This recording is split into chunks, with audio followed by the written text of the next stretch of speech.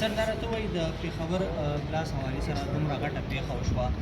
د پښتنو په دې خاوره باندې دوباره چې کوم دا اور دی هغه بل شوی دی کمزورۍ چېرته دي یو خو سیاسي بحران ښکار دی بل خوا د معاشي بحران ښکار دی بل خوا د امن امان هم دا صورتحال دی دا واقعه چې وه د پولیس لاین کې دا یو ډېر دردناکه افسوسناکه واقعه وه او ټول قوم یې وځولی دی خصوصا پښتانه په دې سیمه کې چې څومره دي ټول د دې نه په دغه ورځ باندې داسې غمجن و ډېر ټول دعاګانې کړي دي او د پولیس چې د قوم لپاره کومه قرباني ورکړې ده نو هغه هم یو مثالیه ده دا اوس نه افسرانو نو جوانانو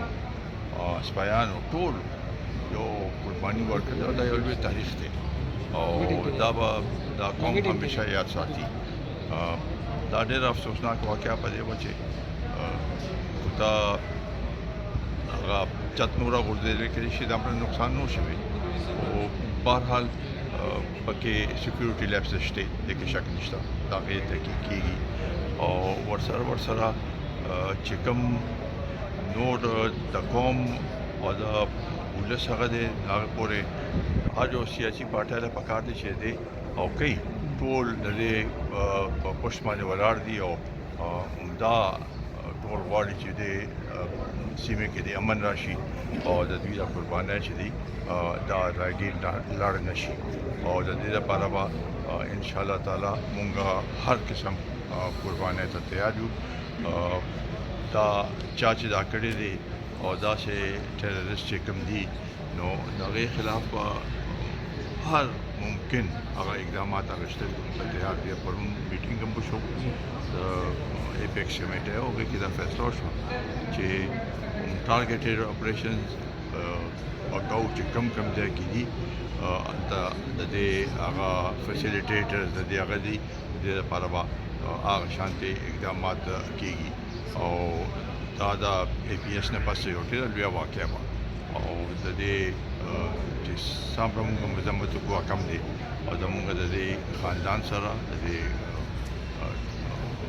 ټول رشته دارانو سره زموږ برابر په دې غم کې هغوی سره شریک یو او انشاءالله تعالی زموږ چې څه کېږي او سیاسي طور باندې هغه به موږ خپل یو کردار ادا کوو. سر دا هم راته وایي زموږ ملک یا د قوم چې کوم محافظ دي هغه دا وخت چې کوم دی په خپل حفاظت کې نه دي هغې هم ټارګېټ کېږي 13 ورځ د اپیکس کمیټې اجلاس هم شوی دی آیا په دې کې د سیف سټي پروجیکټ څخه خبره شوې وه په پېښور کې 10-12 کال راسي د دغه پروجیکټ خبره کېږي خو تر اوسه پورې کمپلیټ نه کړی شو جی ته دې هم شوې ده او د هغې لپاره د سی ټي ټي لپاره د هم هغې لپاره چې څه ضروريات یې هغه به پوره کېږي په دې باندې خبره وکړه او د خیبر پولیس لپاره به هر قسم سہولت ورکوو چې دوی محفوظ کم از کم اسلحه ورسره یي اکوپمنټ ورسره یي نو زیاته ښه طریقې سره به قوم تحفظ ګوري شي او قوم کې تحفظ شي.